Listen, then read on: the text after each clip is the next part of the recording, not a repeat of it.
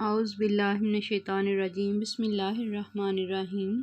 عزیز طالبات السلام علیکم، امید ہے بیٹا آپ سب خیریت سے ہوں گے۔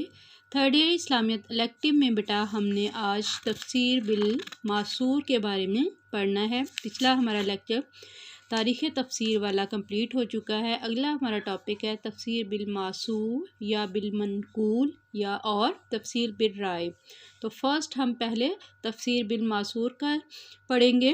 ماسور سے مراد ہے اثر قبول کیا ہوا۔ ماسور گرامر کے لحاظ سے مفعول ہے جو اثر سے وضع کیا گیا ہے۔ اثر کی جمع آثار ہے۔ آثار سے مراد بنیاد، اطوار، طریقے اور علامات ہیں۔ جو فقہی ہے یا اصطلاحی مفہوم میں آثار جو ہے وہ کہتے ہیں صحابہ اکرام کے اقوال و افعال کو۔ جس طرح رسول اللہ صلی اللہ علیہ وآلہ وسلم کے اقوال اور افعال جو ہیں وہ حدیث کہلاتے ہیں، اسی طرح صحابہ اکرام کے اقوال و افعال جو ہیں وہ آثار کہلاتے ہیں۔ بعض دفعہ سنت رسول اللہ صلی اللہ علیہ وآلہ وسلم احادیث کو بھی آثار کا نام دے دیا جاتا ہے۔ تو اصطلاحی مفہوم کی جب ہم توضیح کرتے ہیں تو اس میں وہ تفسیر جس میں کسی آیت کا مفہوم قرآن کی کسی دوسری آیت یا رسول اللہ صلی اللہ علیہ وآلہ وسلم کی حدیث اور صحابہ اکرام کے اقوال کی روشنی میں بیان کیا جائے اسے تفسیر بالماسور کہتے ہیں۔ پھر اس کے بعد آثار تابعین، یعنی بعض علماء نے آثار تابعین کو بھی تفسیر بالماسور میں شمار کیا ہے۔ بعض نے کہا ہے آثار تابعین جو ہیں وہ تفسیر بالماسور میں شامل نہیں ہے۔ تفسیر بالماسور میں چونکہ قرآنی حوالہ جات، احادیث اور اقوال نقل کیے جاتے ہیں، اس لیے اس تفسیر کو تفسیر بالمنقول بھی کہتے ہیں، یعنی نقل کیا گیا کہ جو ایک چیز یعنی قرآن نقل ہے، پھر اس سے حدیث، پھر آگے سے آگے اس میں اپنی طرف سے کوئی اضافہ نہیں کیا گیا۔ جب ہم تفسیر بالماسور کا ارتقائی دور دیکھتے ہیں، ایوولوشن کے پروسیس سے یہ گزری، تو اس میں ہم دیکھتے ہیں سب سے پہلے رسول اللہ صلی اللہ علیہ وآلہ وسلم کا دور ہے۔ رسول اللہ صلی اللہ علیہ وآلہ وسلم کی حیات مبارکہ میں صحابہ اکرام جب کسی آیت کا مفہوم پوچھتے تو آپ صلی اللہ علیہ وآلہ وسلم اس کی تشریح دوسری آیت سے فرما دیتے۔ نمبر 2، صحابہ اکرام کا دور۔ صحابہ اکرام کے دور میں قرآن کی تشریح کے لیے دوسری قرآنی آیات کے ساتھ ساتھ احادیث سے رجوع کیا جانے لگا۔ صحابہ اکرام ایک دوسرے سے دریافت کر لیتے تھے کہ فلاں آیت کا مفہوم رسول اللہ صلی اللہ علیہ وآلہ وسلم نے کیسے بیان فرمایا تھا۔ اس طرح پھر تابعین کا دور ہے۔ تابعین نے اپنے دور میں آیات قرآنی کی تشریح کے لیے احادیث کے ساتھ ساتھ اقوال صحابہ کو بھی اہمیت دی۔ پھر اس کے بعد چوتھا دور جو ہے تبع تابعین کا دور، تو کہا تبع تابعین نے اقوال تابعین کو بھی قرآن پاک میں شامل کر لیا۔ اس طرح اگلے تاریخی ادوار میں ہم دیکھتے ہیں یہ تفسیری سرمایہ بڑھتا اور پھیلتا چلا گیا اور ہر پچھلا طبقہ اپنے سابقین کے اقوال و آثار کو روایت کرتا رہا۔ پھر 6 پہ ہم دیکھتے ہیں کہ جب یہ ذخیرہ جو ہے یہ بڑھتا چلا گیا تو اس سے بڑی بڑی ضخیم تفسیری کتب کا آغاز ہوا۔ پھر یہ تفسیری کتب جو ہیں باقاعدہ طور پر مفسرین نے ان کو اپنے دامن میں سمو لیا۔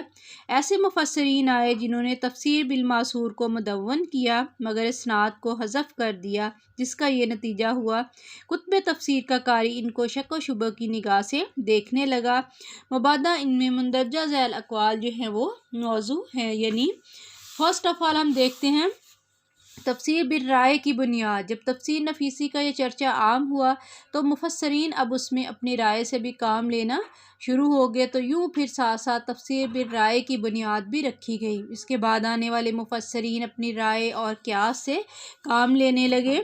تفسیر بالماسور کا جب ہم فائدہ دیکھتے ہیں تو اس میں احادیث، اقوال صحابہ، اقوال تابعین کا ایک بڑا ذخیرہ جمع ہو گیا تھا۔ پھر اس کے بعد ہم دیکھتے ہیں مختلف موضوعات کے لحاظ سے آیات قرآنی کے معنی متعین کرنے کی کوشش کی گئی، اور پھر تیسرے نمبر پہ اس کا یہ فائدہ ہوا غلط نظریات کے رد کے لیے مواد فراہم ہو گیا۔ نمبر 4، آنے والے مفسرین کے لیے اس کے لیے راہیں ہموار ہوگی، لیکن جب ہم اس کے نقصانات دیکھتے ہیں تو بعض مفسرین نے بلا تحقیق اسناد و اقوال نقل کر دیے، چنانچہ ضعیف روایات اور وضع شدہ آثار بھی احاطہ تحریر میں آ گئے۔ ایک ہی آیت کے تحت ایک سے دو متضاد روایات جمع کر دی گئیں۔ تفسیر بالماثور کی جب ہم اقسام دیکھتے ہیں تو اس میں تفسیر القرآن بالقرآن، یعنی ایک قرآن کی آیت ہے یا ایک جگہ پر آئی ہے، اس کا مفہوم کسی دوسری جگہ پر ہے تو اس کو وہاں سے کلیئر کیا گیا۔ پھر تفسیر القرآن بالحدیث، یعنی قرآن پاک کی تفسیر کو رسول اللہ صلی اللہ علیہ وآلہ وسلم کی احادیث مبارکہ کی روشنی میں مزید اس کی وضاحت کی گئی۔ تیسرے نمبر پر جو ہے تفسیر القرآن باقوال صحابہ و تابعین، یعنی قرآن پاک کی جو تفسیر کی گئی اس میں قرآن پاک کی آیات احادیث مبارکہ کے ساتھ ساتھ صحابہ اکرام کے اور تابعین کے جو اقوال ہیں وہ بھی اس میں جمع کر دیے گئے۔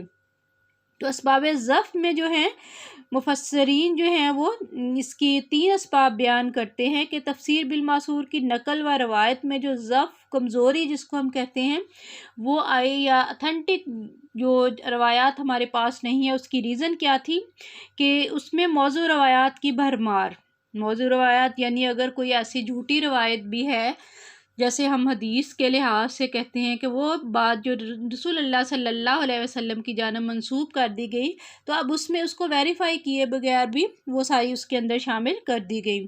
اسرائیلیات کی آمیزش، یعنی جو اس سے پہلے والی الہامی کتابیں ہیں تورات، زبور، انجیل، اس کے اندر جو قصے کہانیاں بیان کیے چیزیں قرآن نے نہ تو ان کی تصدیق کی ہے نہ ان کی تکذیب، تو وہ ساری کی ساری وہاں سے اسرائیل یعنی جو وہ روایات ہیں وہ بھی اس میں شامل کر دی گئیں۔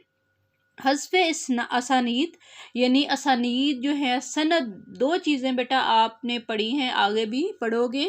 ہمیشہ جب بھی حدیث کی بات ہوتی ہے تو حدیث وہ بات ہے جو رسول اللہ صلی اللہ علیہ وآلہ وسلم کے زبان مبارک سے نکلا گیا جملہ، اور سند جو صحابہ اکرام ہمیں بتاتے ہیں کہ رسول اللہ صلی اللہ علیہ وآلہ وسلم نے یہ کہا۔ فار ایگزامپل حضرت عبداللہ ابن عمر کہہ رہے ہوں یا کسی اور صحابی کا نام ہو کہ قال رسول اللہ صلی اللہ علیہ وسلم انما الاعمال بالنیات، اب وہ انما الاعمال بالنیات یہ ہے حدیث، اس سے پہلے جو آئے گی کنڈیشن وہ ساری کی ساری وہ سند میں آئے گی کہ صحابی ہیں یا اس میں ان کی کیفیت بیان کی ہے۔ کہیں پر آپ دیکھو گے کہ صحابی جو ہے وہ کہہ رہے ہیں کہ رسول اللہ صلی اللہ علیہ وسلم نے مجھے پکڑا، میرا ہاتھ پکڑا، مجھے اپنے ساتھ سواری پہ بٹھایا، چند قدم چلے، یعنی وہ کمنٹ جو اس پہ آ رہے ہوتے ہیں وہ سارے سند میں آتے ہیں۔ تو اس میں جو اسانید ہیں وہ ایک چین کی شکل میں آتی ہیں، ہر صحابی آپ صلی اللہ علیہ وسلم سے لیتا ہے، صحابی کے بعد تابعی، تابعی کے بعد تبع تابعین، اس کے بعد ائمہ جو ہم دیکھتے ہیں جیسے صحیح بخاری، صحیح مسلم میں ہے۔ تو اس میں سے اگر ایک بھی ممبر جو راوی ہے وہ مس ہو جائے تو اس کا مطلب ہے کہ سند جو ہے اس کو حذف یعنی اس کو بیچ میں سے کٹ کر دیا گیا ہے۔ تو اس حوالے سے جو اس کے اندر جو روایت ہے وہ ویسی اتھینٹک نہیں رہتی جیسی وہ اپنی سند کے ساتھ ویریفائی ہوتی ہے۔